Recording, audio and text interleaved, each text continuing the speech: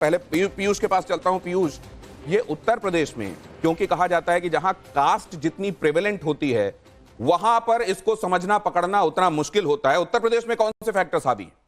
देखिए, उत्तर प्रदेश में जो सबसे बड़ा फैक्टर है दिनेश जी, वो है आपका MY कंसोलिडेशन। ये जितनी भी सीटें हैं यहाँ पे, जो मैं एवरेज अगर बताऊं तो मुस्लिम का जो आबादी है, वो आपका मुस्लिम वोटर की जो मैं आबादी बताऊं तो वो 30 से 40% के करीब है। और यादव भी जो है वो यहाँ पे 5 से 10% आपको मिल जाएंगे। जो यहाँ पे सबसे बड़ा जो फैक्टर है वो आपका SC फैक्टर है, जो दलित का जो वोट है यहाँ पे ऑन एन एवरेज यहाँ पे 15 से 20% का दलित वोट है। और यहाँ पे जो मैं अगर आपको जो सबसे बड़ा एक फैक्टर बन के आएगा वो BSP आएगा, क्योंकि BSP ने अपने सभी कैंडिडेट खड़े किए, सभी सीटों पे कैंडिडेट खड़े किए, और वो जो दलित वोट है जो तीनों में बढ़ गया है। तो इसीलिए ये सभी सीटें जो हमारे मार्जिन ऑफ एरर में आ गई है। तो आप ये कह रहे हैं कि SC दलित वोट और उसमें BSP का फाइट को ट्रायंगुलर बना देना, इससे चीजें बहुत सारी तय हो रही हैं।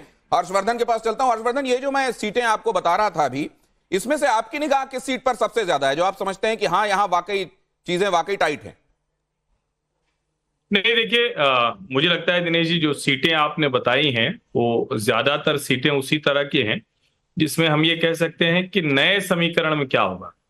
नया समीकरण मतलब 2024 में सपा बसपा साथ नहीं है, लेकिन अब जैसे सहारनपुर की सीट है, बसपा जीती थी हाजी फजलुर रहमान, लेकिन इमरान मसूद वो कांग्रेस पार्टी से थे और कांग्रेस पार्टी वहां अच्छा खासा वोट पाई थी, 2 लाख से अधिक मत पाई थी। इसलिए इस सीट पर ओपन है मुकाबला। ऐसा नहीं कहा जा सकता है कि बहुजन समाज पार्टी अलग से लड़ेगी तो क्या उसको मुस्लिमों का वोट मिलेगा, और अगर मुस्लिमों का वोट नहीं मिलेगा बहुजन समाज पार्टी की जो प्रत्याशी है माजिद अली, तो क्या भारतीय जनता पार्टी को 14 वाला एडवांटेज मिलेगा? क्या ये टफ सीट है, मुश्किल सीट है। तो मुझे लगता है इस सीट को इसी तरह से देखा जाना चाहिए।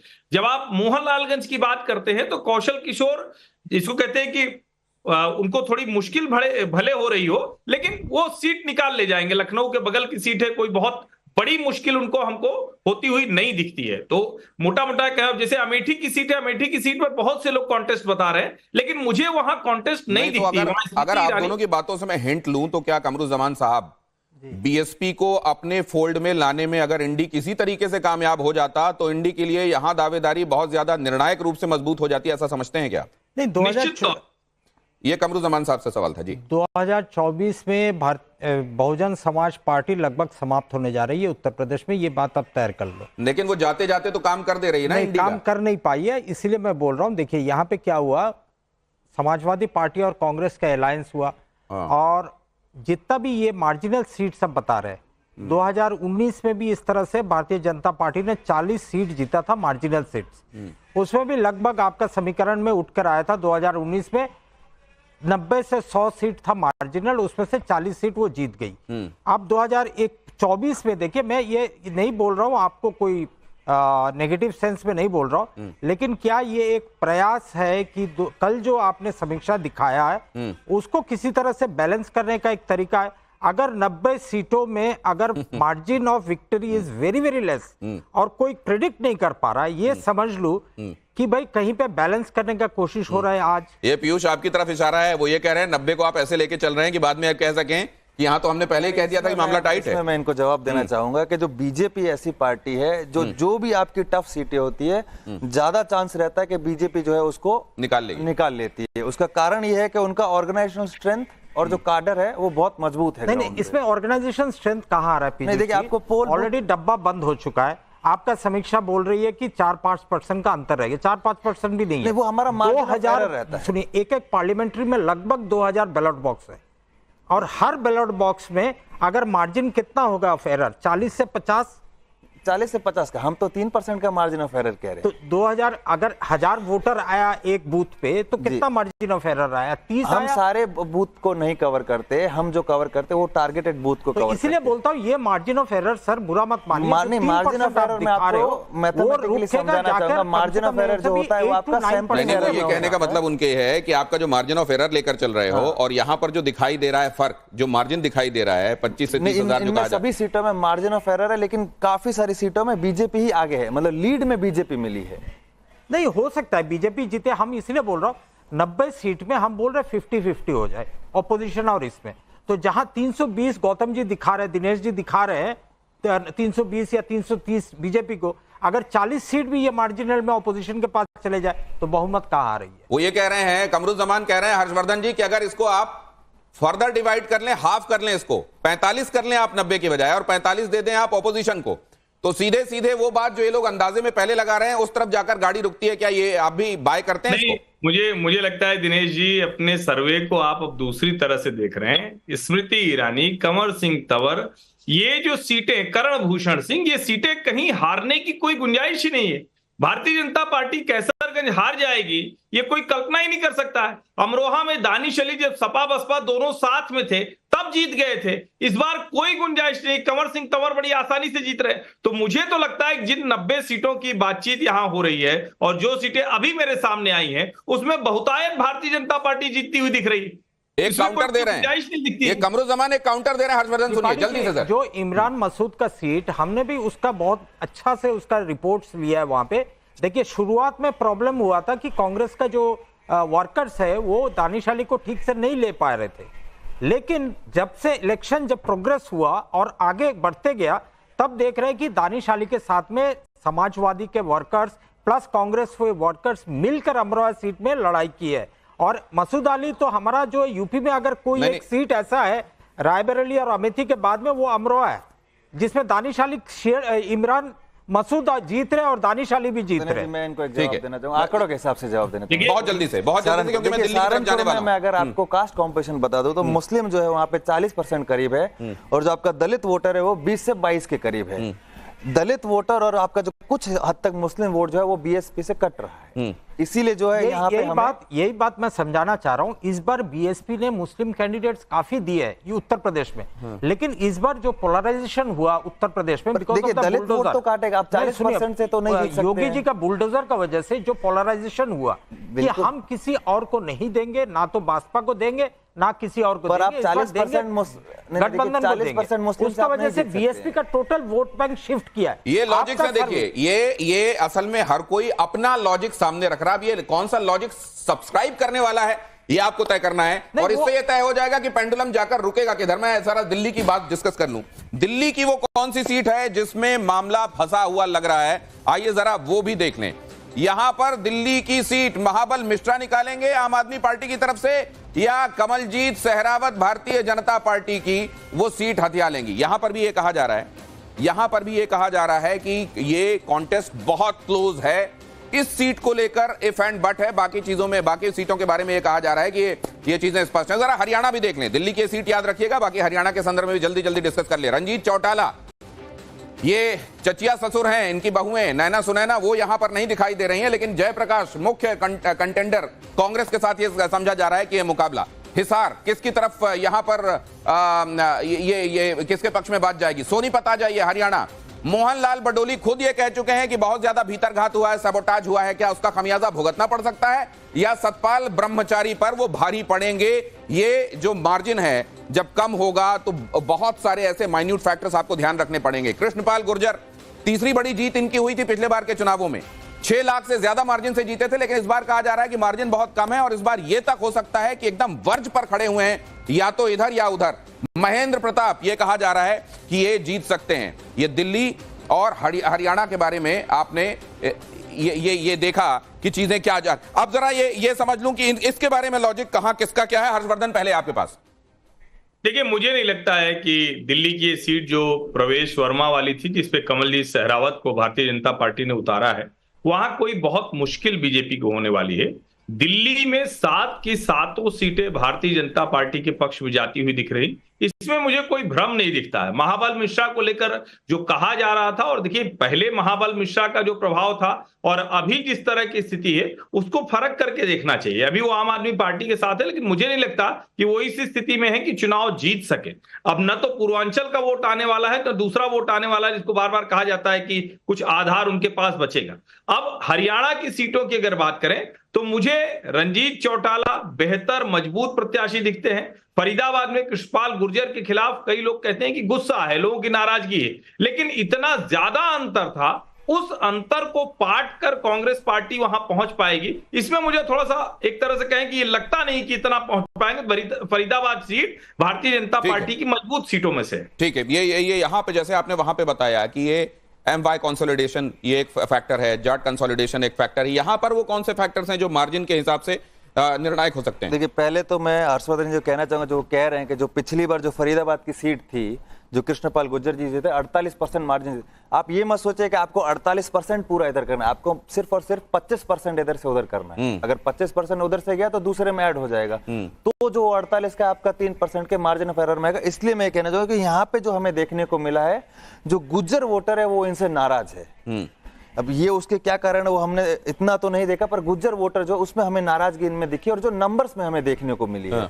और दूसरा यहाँ पे जो जाट है वो तकरीबन 14% है, जो एनीवेज वहाँ पे कांग्रेस की तरफ ज्यादा झुका हुआ है। और यहाँ पे दलित वोटर भी जो है 14%, वो भी थोड़ा कांग्रेस की तरफ झुका हुआ है। कमरुज़्ज़मान साहब, इस पर आपका रिएक्शन, उसके बाद मैं बिहार जाने वाला हूं और बिहार हम दिखाएंगे अपस्टेयर उधर से, उसके लिए तैयारी रखिए। जी बताइए। हरियाणा में देखिए सबसे बड़ा मुद्दा जो था वो फार्मर्स एजिटेशन था। हाँ। इसके चलते कट्टर सरकार का ऊपर एंटी इनकम्बेंसी काफी था। वहां पे जाट का भी एक तरफ से कंसोलिडेशन हुआ टुवर्ड्स द कांग्रेस, और दूसरा बात वहां पे हुदा साहब का लीडरशिप जो था वो भी काफी एक निर्णायक भूमिका वहां पे इस बार इलेक्शन में नजर आएगा। हरियाणा का रिजल्ट हमेशा ही बेलवादर स्टेट बोला जाता है उसको, और इस बार नतीजा जो है चौंका देगा आप सबको। इस बार के नतीजे चौंकाने वाले कितने होंगे, वो जो एग्जिट पोल के सर्वे में सामने आ चुका है, क्या उससे बड़ा ज्यादा कुछ होने वाला है, एकदम ही एंटी क्लाइमेक्स होने वाला है? कुछ लोग ये अब भी उम्मीद कर रहे हैं, इसके बावजूद कि सारे के सारे पोल ये इशारा कर रहे हैं कि सरकार तो बन रही है भारतीय जनता पार्टी की, और उसमें भी आपने देखा कि कहीं पर बहुत स्ट्रगल वाली सिचुएशन किसी भी एग्जिट पोल में नहीं दिखाई दी। अब देखिए जरा बिहार का क्या हाल होने वाला है।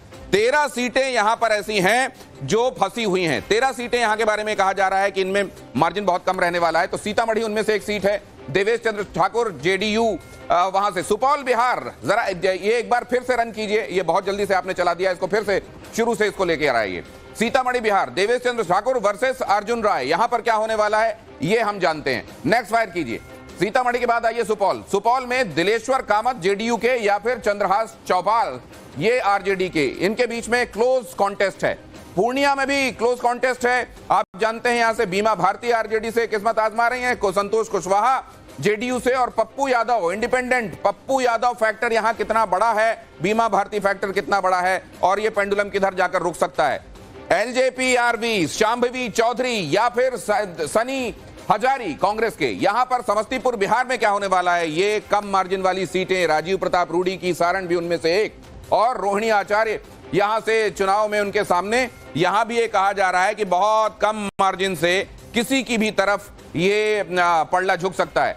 ये बिहार की 13 सीटें जिनमें पाटलिपुत्र सीट भी है, रामकृपाल यादव जहां से भारतीय जनता पार्टी के, या फिर मीसा भारती आरजेडी के। कौन जीतने वाला है? ये 90 सीटें कुल मिला के हैं, जिनमें से 13 एक साइजेबल सीटें बिहार से भी आ रही हैं, 14 आ रही हैं उत्तर प्रदेश से ऐसे कम मार्जिन वाली। दरभंगा बिहार, गोपाल जी ठाकुर, ललित यादव, इनमें से किसकी तरफ बात जा सकती है? नवादा बिहार में विवेक ठाकुर भारतीय जनता पार्टी के जीतेंगे, या कम मार्जिन से ही सही लेकिन श्रवण कुशवाहा ये सीट आरजेडी के लिए निकाल सकते हैं।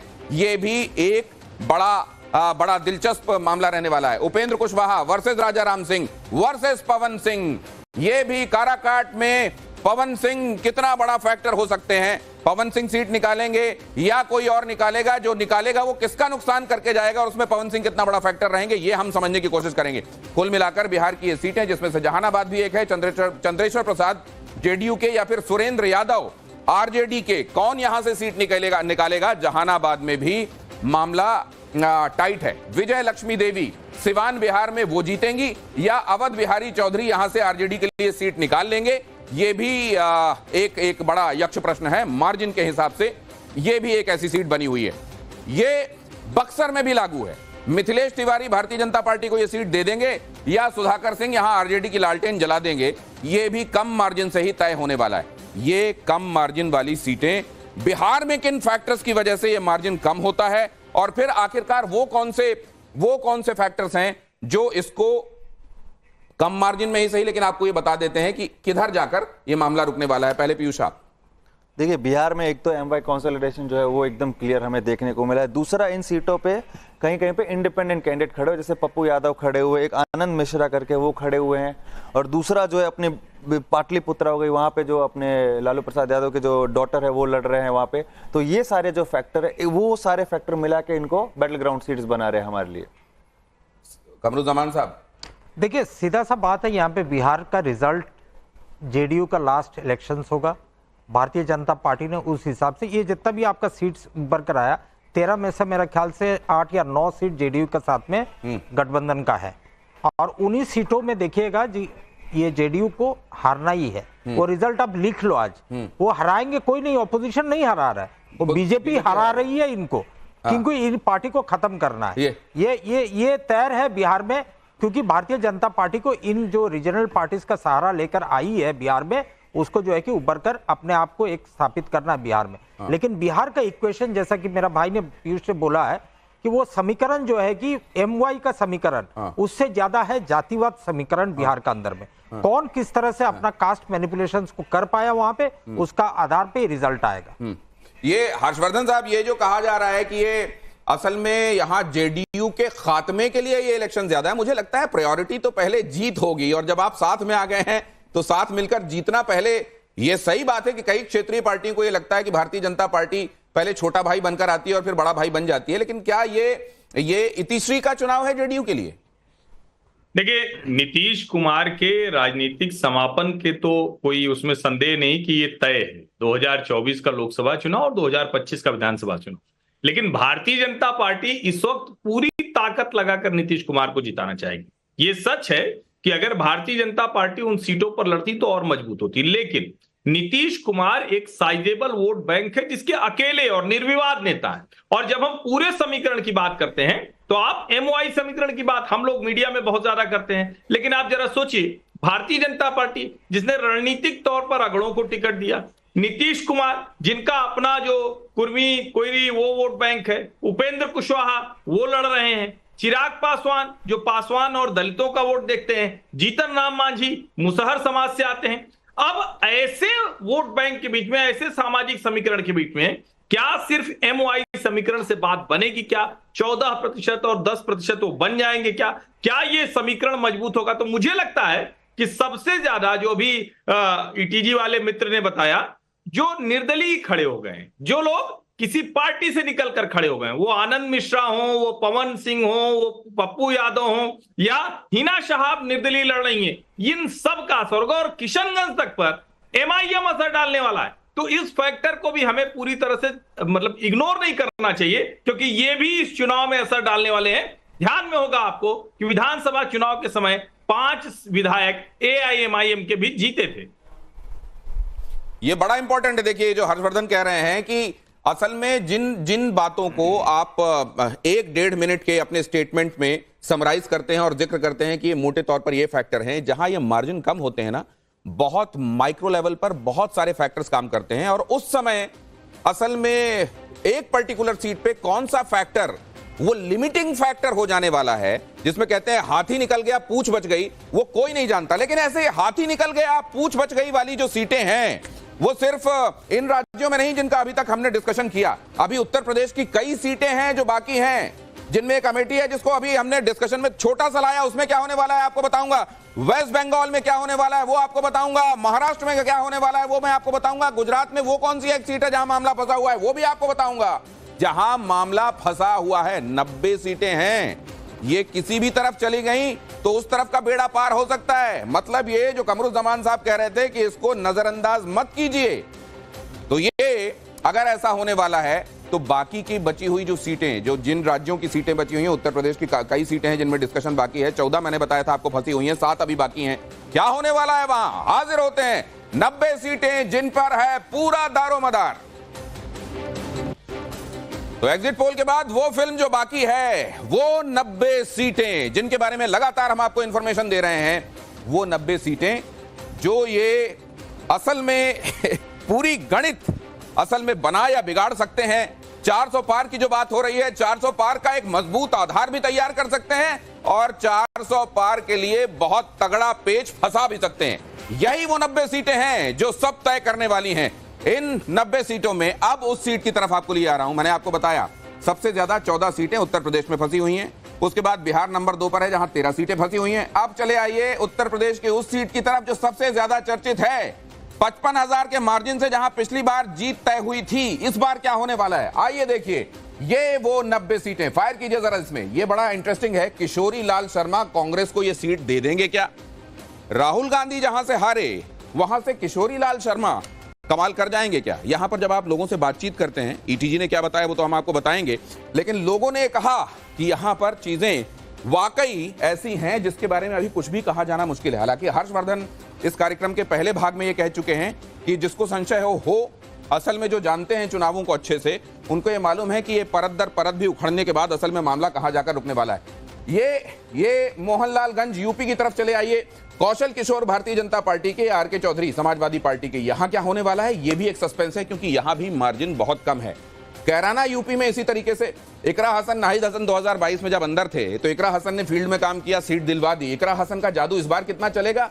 प्रदीप चौधरी जो पहले ही यहां से सांसद हैं, वो क्या करने वाले हैं भारतीय जनता पार्टी के लिए? ये कमल खिलाने वाले हैं क्या, या इकरा भारी पड़ेंगी? मार्जिन बहुत कम है, इसलिए सस्पेंस बरकरार है। अगली सीट दिखाइए।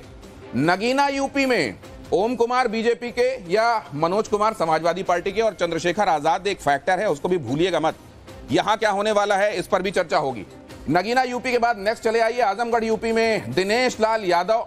कहा यह जा रहा है कि रमाकांत यादव, जिनके इर्द गिर्द यहां की राजनीति घूमती है, वो भारतीय जनता पार्टी के पक्ष में चले गए। दिनेश लाल का इसलिए यहां पर जो पड़ला है वो भारी है। लेकिन गुड्डू जमाली वो कितना बड़ा फैक्टर है और धर्मेंद्र यादव को कितनी मदद उससे मिल सकती है? कौशाम्बी यूपी, विनोद सोनकर भारतीय जनता पार्टी के या पुष्पेंद्र सरोज, पिताजी समाजवादी पार्टी के कद्दावर नेता पुष्पेंद्र सरोज को उस लेगेसी का फायदा मिलेगा? मार्जिन में क्या होगा, कौन से फैक्टर्स प्ले करेंगे?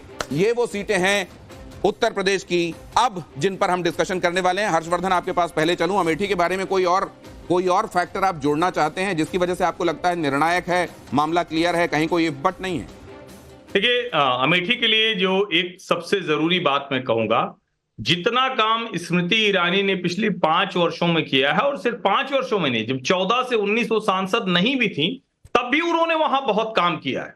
अब ऐसे में मुझे नहीं लगता कि सिर्फ इसलिए कि प्रियंका वहां जाकर प्रचार कर रही हैं, अब प्रियंका तो प्रचार पहले भी कर रही थी जब उनके बड़े भाई हार गए थे, तो मुझे लगता है कि ये एक भ्रम भी होता है कई बार। हमें लगता है कि नहीं अब तो थोड़ा रणनीति बदल गई, और अगर इतनी आसान सीट वो होती तो राहुल गांधी खुद स्मृति ईरानी को हराना चाहते, ये इसमें कोई भ्रम नहीं है। और दूसरा, ये बहुत बड़ी बात आप कह रहे हैं, this logic prevails over rest of the factors. मुझको ये लगता है कमरुज़मान साहब, ये बात महत्वपूर्ण है कि अगर यहां से इतना ही श्योरिटी होती जीत को लेकर कम मार्जिन में भी, तो राहुल चाहते कि पिछली बार जो उनको एक तरीके से उनके लिए एक बड़ा सेटबैक था, उसका बदला तो वो जरूर लें। नहीं, देखिए, यहाँ बदलाव का भावना से चुनाव नहीं जीता जाता है या हारा जाता है। यहाँ पे केएल शर्मा को, जिसने 40 साल बिता दिया अमेठी कॉन्स्टिट्यूएंसी को नर्चर करते हुए, उनको गली गली, चप्पा चप्पा, मोहल्ला मोहल्ला तक उनको बच्चा बच्चा जानते हैं वो कौन है केएल शर्मा जी, और उनको हर फैक्टर उस कॉन्स्टिट्यूएंसी का मालूम है। दूसरा बात, यहाँ पे क्यों राहुल गांधी नहीं लड़े, बहुत सारे डिबेट्स हम भी अटेंड किए। पॉइंट यहाँ पे क्या है कि आज रायबरेली एक बहुत पुराना कांग्रेस का सीट है, वहां से एक गांधी परिवार का एक मेंबर को चुनाव लड़ना था। प्रियंका गांधी इस बार इलेक्शन नहीं लड़ रही है, इसलिए राहुल गांधी को वहां पे दिया गया। और अमेठी में जो उनका लेफ्टिनेंट है केएल शर्मा, उनको इस बार जरूर रिजल्ट वहां पे देखिएगा आप। स्मृति ईरानी हार रही है, तभी तो आपका 90 का सीट में से आ गया, वो पकड़ में आ गया आपका एनालिसिस में, इसमें कि ये बहुत बड़ा मार्जिनल सीट है। तो अगर राहुल गांधी को हरा सकते थे, इस पे बहुत ज्यादा दिमाग लगाने की जरूरत नहीं है। 90 में तो इसलिए शामिल है क्योंकि पिछली बार भी मार्जिन 55,000 का था, लेकिन एक वोट से जीत, तो फर्स्ट पास द पोस्ट में एक वोट भी एक आपको जिताता है ना। लेकिन ईटीजी के पास मैं जरा समझने के लिए चलता हूं। देखिए, एक तो अमेठी है जो कि कमरुद्दीन जी ने एकदम कहा कि जो केएल शर्मा को जो टिकट मिला है वो कांग्रेस के लिए थोड़ा फेवर में है, क्योंकि वो वहां से बहुत अच्छे से परिचित है और बहुत अच्छी पकड़ है उनकी। और दूसरा वहां पे देखने को मिला जो ब्राह्मण वोटर है वो इनको वोट कर रहा है, मतलब ब्राह्मण जो कि ट्रेडिशनल वहां पे बीजेपी का वोटर है वो यहाँ पे थोड़ा शिफ्ट हो रहा है। और दूसरा वहां पे हल्की से मैं कहूँ या फिर नेचुरल एंटी इनकम्बेंसी है स्मृति जी पे, ये हमें देखने को मिली है 5 साल के कामों के बावजूद। जी, नेचुरल एंटी इनकम्बेंसी हमें देखने को मिली है वहां नहीं, लेकिन बाकी नेचुरल एंटी इनकम्बेंसी सरपास कर जाता है, मोदी फैक्टर यहां नहीं करेगा। नहीं, जैसे यहाँ पे देखिए, पहली बात है यहाँ पे भी वही एमवाई वाला जातीय समीकरण बन रहा है। हाँ। लेकिन उसके साथ साथ जो है नेचुरल एंटी इनकम्बेंसी उनके अगेंस्ट, और दूसरा जो ब्राह्मण का जो वोट शिफ्ट हो रहा है वो है, और दूसरा केएल शर्मा की जो वहाँ पे पकड़ है ग्राउंड पे, हाँ। वो अच्छी है, इसीलिए जो सीट है वो फंस गई है वहां पे। और दूसरी सीट जो है इंटरेस्टिंग वो है नगीना। यहाँ पे चंद्रशेखर जो है वो हमें काफी अच्छे फाइट में देखने को मिले हैं, क्योंकि यहाँ पे मुस्लिम वोटर जो है वो उनको वोट कर रहा है। दलितों का तो उनको मिल ही रहा है, लेकिन मुस्लिम वोटर भी उनको वोट कर रहा है। मैं ये नगीना और आजमगढ़ के बारे में आपका भी ओपिनियन जानना चाहता हूं हर्षवर्धन। देखिए दिनेश जी, आजमगढ़ सीट पर मुझे कोई भ्रम नहीं दिखता है कि इस बार भारतीय जनता पार्टी हार रही है। बहुत मुश्किल होगा, अगर वो जीतेगी तो एक चमत्कार होगा। लेकिन नगीना सीट पर अगर जो पीयूष बता रहे हैं कि चंद्रशेखर को मुस्लिम मत भी मिल रहे हैं, तो ये किसके लिए नुकसान करने वाला है? ये भारतीय जनता पार्टी के लिए लाभ करने वाला है। उस सीट पर भारतीय जनता पार्टी का दावा और मजबूत होगा। ओम कुमार जो लड़ रहे हैं उनके लिए ज्यादा बेहतर स्थिति होगी। तो मैं ये मानता हूं कि आजमगढ़ समाजवादी पार्टी के पाले में जा रही है। लेकिन जो आपने बताया अभी शाह आलम, गुड्डू जमाली अभी चले गए उधर, जो काफी वोट पाकर एक तरह से नुकसान किया था सपा, तो मुझे लगता है कि आजमगढ़ उनके फेवर में और नगीना भारतीय जनता पार्टी के पक्ष में जाएगी। तो यहां पर वोट कटेंगे तो किसके कटेंगे? जो काटने वाला है वो कौन है, और वोट कटेंगे तो किसके कटेंगे? अगर इस फैक्टर को आप दिमाग में रख लें तो चीजें आसान हो जाती हैं। लेकिन फिर अगर यही फैक्टर हो केवल, तो फिर चीजें आप समझ सकते हैं फाइनली। लेकिन अगर इसके अलावा दूसरे फैक्टर्स भी प्ले इन कर रहे हो तो मामला समझना उतना आसान नहीं रहता। यहां पर ये जो बात कही जा रही है कि असल में चंद्रशेखर के संदर्भ में आपने जो मुस्लिम वाली बात कही, ये असल में भारतीय जनता पार्टी के एक तरीके से फेवर में ही बात जा रही।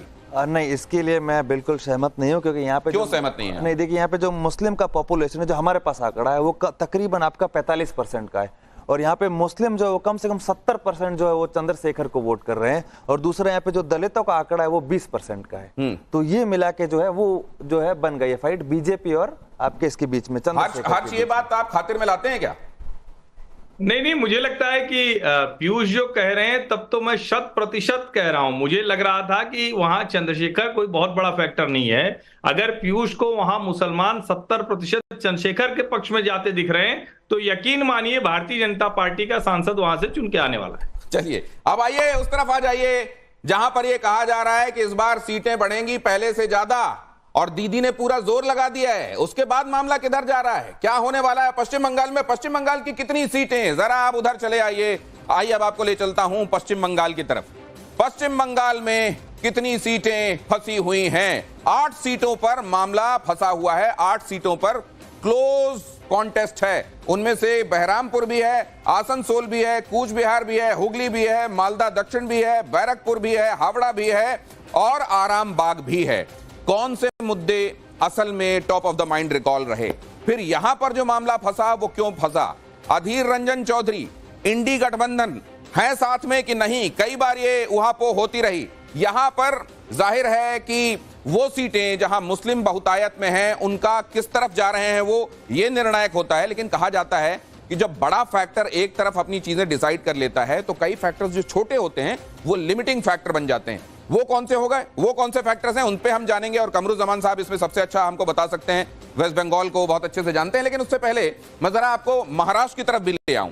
महाराष्ट्र भी हमको यहां डिस्कस करना होगा।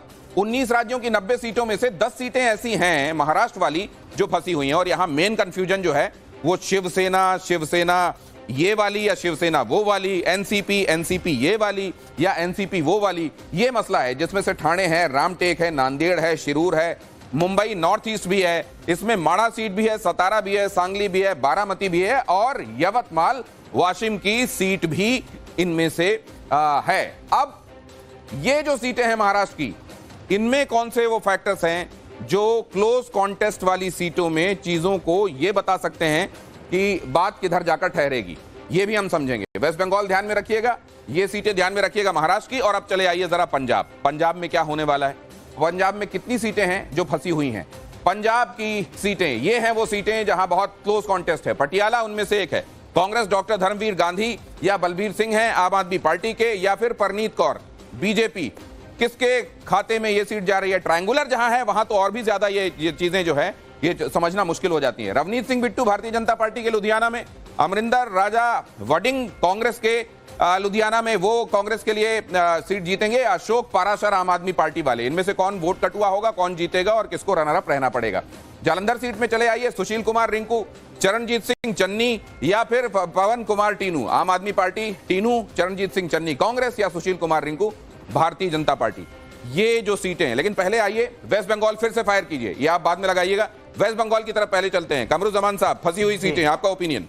नहीं, देखिए जो पहला सीट आपने दिखाया बहरामपुर का, वो एक कॉन्टेस्टेड सीट इसलिए है क्योंकि अधीर रंजन चौधरी वहां से लड़ रहे हैं। दूसरा चीज ये है कि ममता बनर्जी ने अपना ताकत ये इलेक्शन में नहीं, 2019 में भी 2014 में भी उसने लगाया किसी तरह से अधीर रंजन चौधरी को हराया जाए।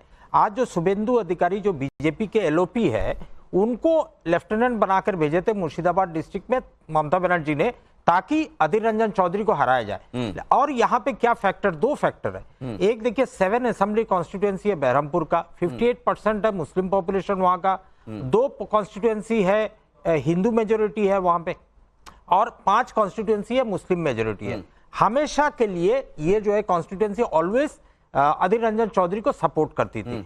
2021 का निर्वाचन में अधीर रंजन चौधरी को इस पार्लियामेंट्री कॉन्स्टिट्यूएंसी में 7 असेंबली सीट मिलाकर मात्र 14% उनको वोट्स मिला था। उसका बहुत सारा फैक्टर्स था, मैं उसमें नहीं जा रहा हूं, लेकिन वो कहानी पुराना होकर अब नया आ चुके हैं हम लोग यहाँ पे।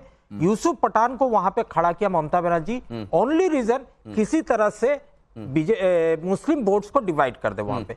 लेकिन वहां पे क्या गेम हुआ, यूसुफ पठान तो है तो बाहर ही है, तो वो वोटर्स के साथ में वो रेजोनेंस नहीं कर पाए। हम मान के चलते हैं कि जो 100% वोट शेयर मुस्लिम्स का जा रहा था अधीर रंजन चौधरी का तरफ, वो हो सकता है उसमें थोड़ा बहुत कटौती हो 20 से 30%, लेकिन इतना नहीं हो रहा है कि सीट रुक पाए। नहीं, बिल्कुल। इस पे जरा ईटीजी का ओपिनियन देखिए, ये जो सीट है यहाँ पे आपका ट्रायंगुलर फाइट बन गया है। यूसुफ पठान जो इतने उसमें नहीं है, पर बेशक है कि ये यहाँ पे मुस्लिम वोट काट रहे हैं। जैसा उन्होंने कहा, यहाँ पे मुस्लिम जो है वो तकरीबन हमारे हिसाब से 52% के करीब इस लोकसभा में, तो यहाँ पे जो है मुस्लिम का जो वोट है वो कट रहा है।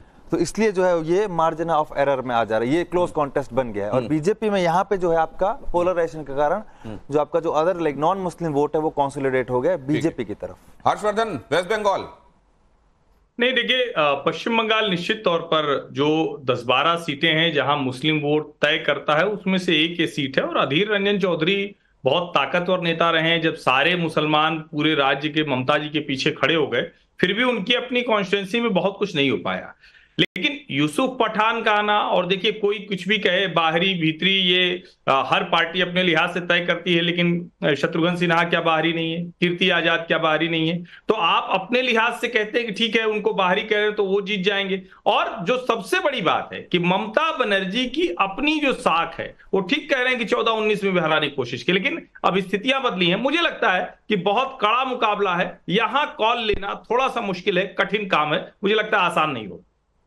तो अब ये अगर यहाँ पे अब बात अपनी कंक्लूड हो गई हो, तो मैं महाराष्ट्र की तरफ बढ़ने वाला हूँ जल्दी से। नहीं, बंगाल का और एक चीज जो यहाँ पे 90 सीटों में से नहीं आ रहा है, मेरा पर्सनल ये जो है कोलकाता नॉर्थ सीट, जिसमें जो है कि ट्रायंगुलर कॉन्टेस्ट है कांग्रेस, बीजेपी और इसका बारे में, लेकिन तीनों कैंडिडेट कभी ना कभी कांग्रेस पार्टी में रह चुके हैं वहां पे। वो भी एक बहुत बड़ा मार्जिनल सीट है, शायद वो आपका समीक्षा में नहीं उठ कर आया। चलिए अब ये महाराष्ट्र की तरफ हम आप चले आते हैं। महाराष्ट्र की जो सीटें मैंने आपको दिखाई, कौन से फैक्टर्स हैं जो इनको इतना क्लोज कॉन्टेस्ट वाली सीटें बता रहे हैं, और कौन सा फैक्टर लिमिटिंग फैक्टर होगा? पीयूष, भी सीटें यहाँ पे जो सबसे बड़ा एक है, एक तो फायर कीजिए महाराष्ट्र की सीटें प्लीज। हाँ, कंफ्यूजन का इशू है कि भाई किस पार्टी का किसको, मतलब वो है सिंबल का एक इशू है।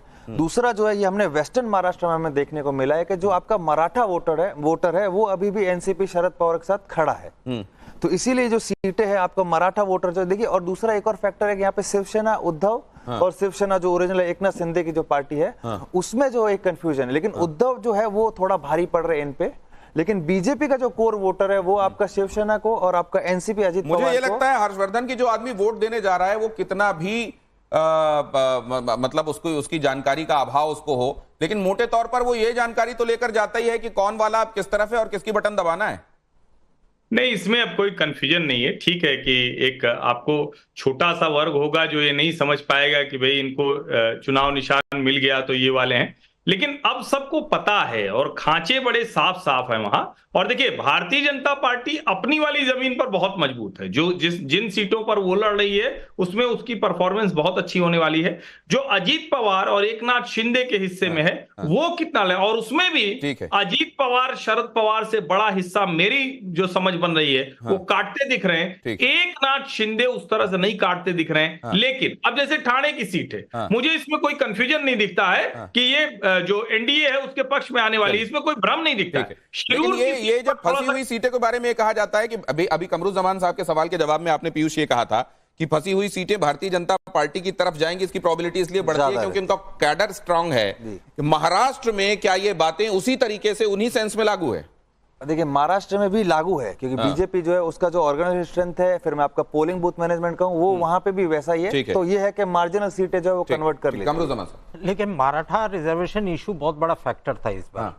मनोज जरंगे जिस तरह से मूवमेंट किए वहां पे, उसके बाद जिस तरह से शिवसेना टुकड़ा हुआ, जिस तरह से एनसीपी का ये हुआ, तो ये सारा फैक्टर्स वोटर्स का माइंड में है। बहुत सारा सिंपैथी फैक्टर जो है उद्धव ठाकरे की तरफ इस बार देखने को मिला महाराष्ट्र में।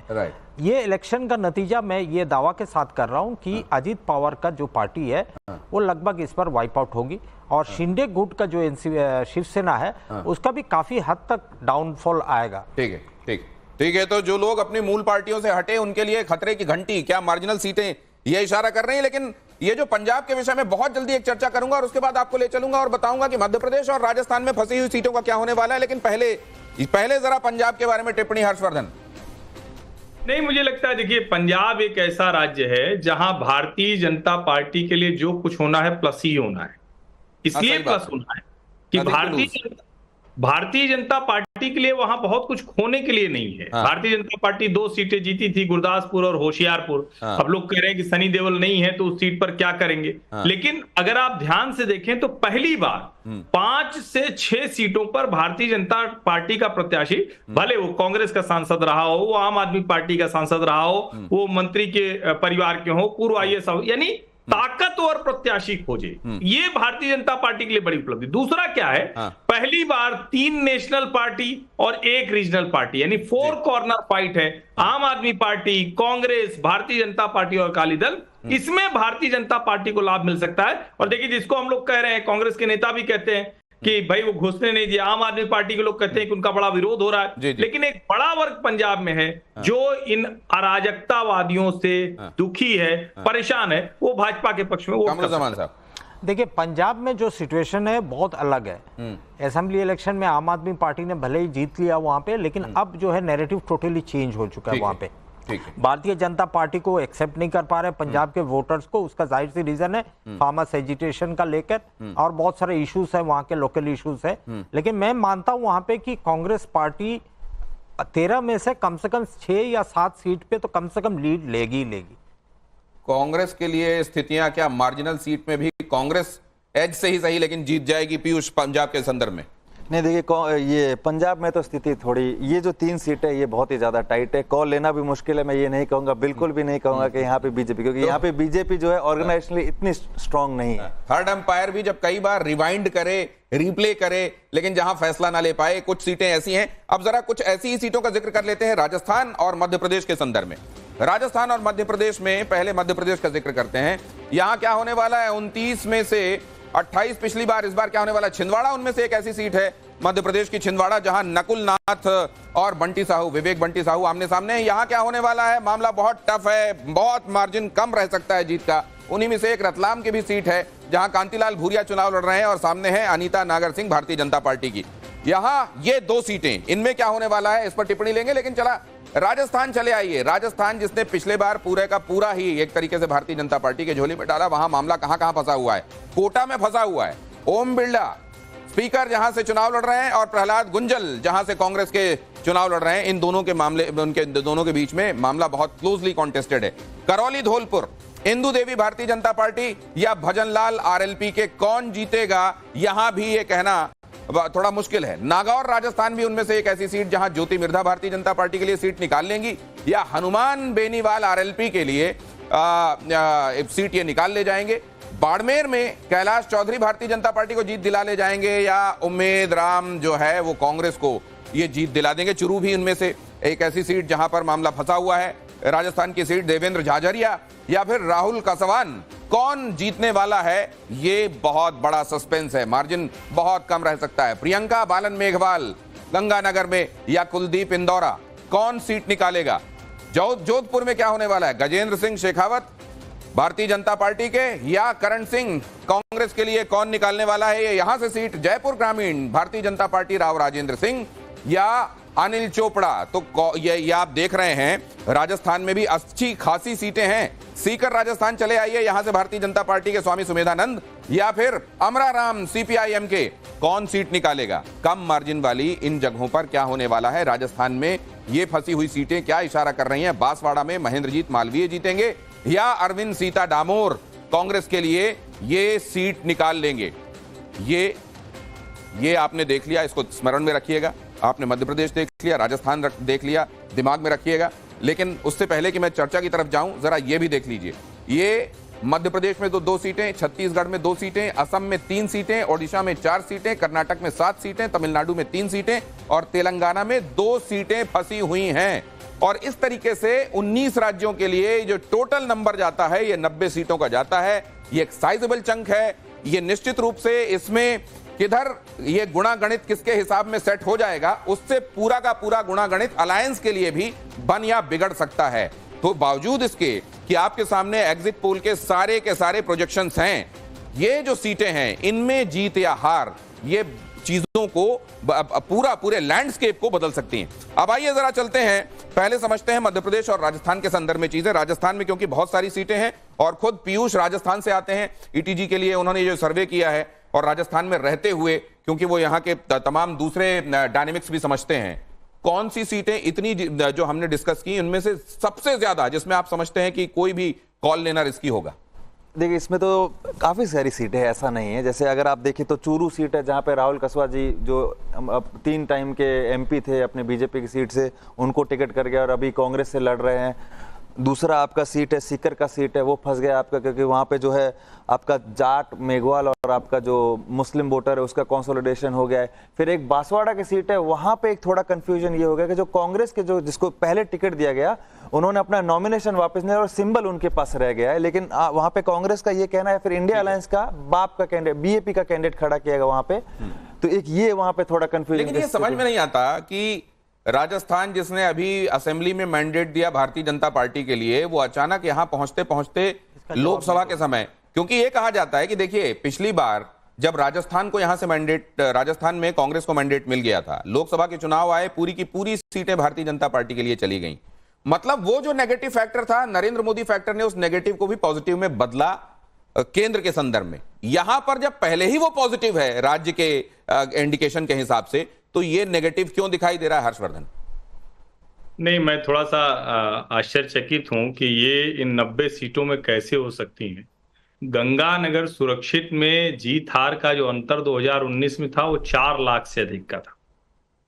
सीकर में 3 लाख करीब 2,97,000। जयपुर ग्रामीण भाजपा जीती 3,93,000 के अंतर से। और मुझे सचमुच आश्चर्य हो रहा है, ठीक है चुरू जैसी सीट पर आप कह सकते हैं क्योंकि राहुल कसवा उधर चले गए।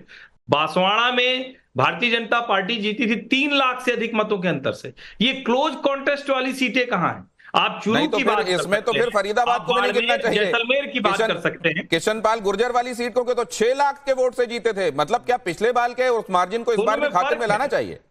दोनों में फर्क है। वहां भी मैं उसको क्लोज कॉन्टेस्ट नहीं मानता हूं, लेकिन वहां एक अंदरूनी गुस्सा है, लड़ाई है जिसको हम भारतीय जनता पार्टी के अंदर, लेकिन इन सीटों पर जिन सीटों के मैंने नाम लिए वहां ऐसी कोई बात ही नहीं है। भारतीय जनता पार्टी के लिहाज से चुरू जहां देवेंद्र झाझड़िया को दे दिया, वो भी पैरालंपियन है, वो भी जाट है, तो राहुल कसवा कांग्रेस में जाकर बहुत कुछ कर लेंगे ऐसा निश्चित तौर पर नहीं है। फिर आप बात कर लें अगर बाड़मेर जैसलमेर की करें तो जो निर्दलीय प्रत्याशी रविंद्र भाटी के आने से वहां समीकरण बदला।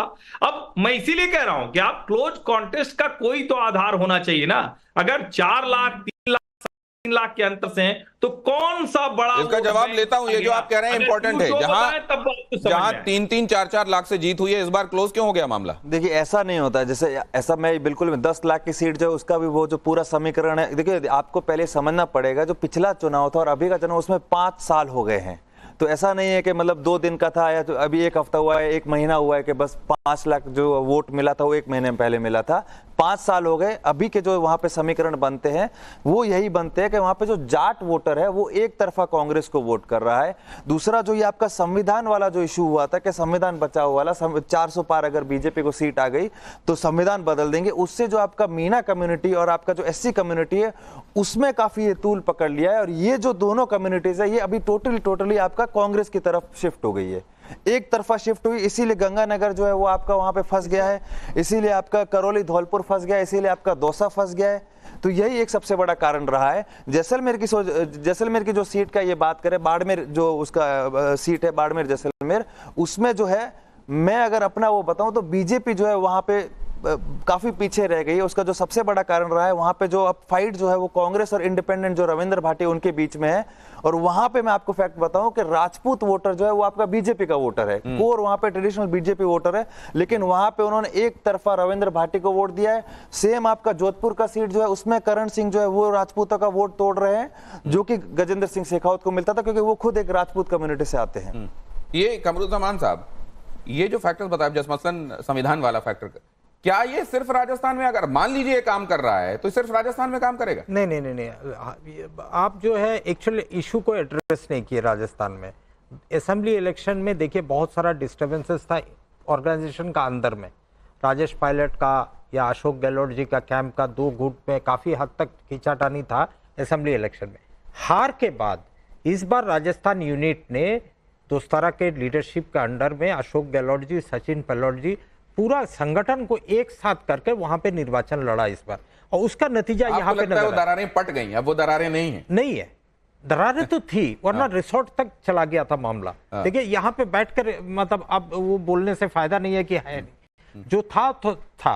वरना ओम बिरला जैसा लोकसभा के स्पीकर जो है 2,80,000 में कोटा सीट लास्ट टाइम जीते थे, इस बार वो मार्जिनल सीट में 25,000 का मार्जिन तक आ गए।